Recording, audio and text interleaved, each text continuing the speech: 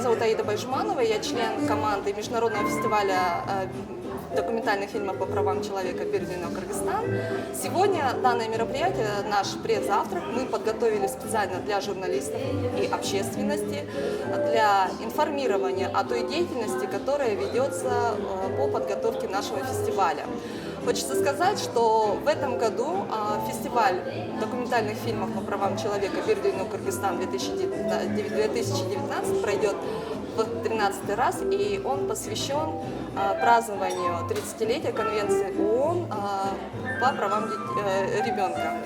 Вот. И сегодня здесь выступят члены нашей команды, это пиар-специалисты, это члены команды, которые отбирали, участвовали в отборе фильмов, организовывали всю эту работу, и наши художник, который разрабатывал брендбук фестиваля.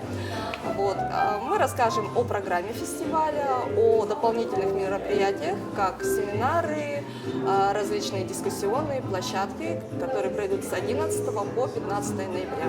Все, спасибо большое. Надеюсь, нормально будет? Все, да. Да, конечно.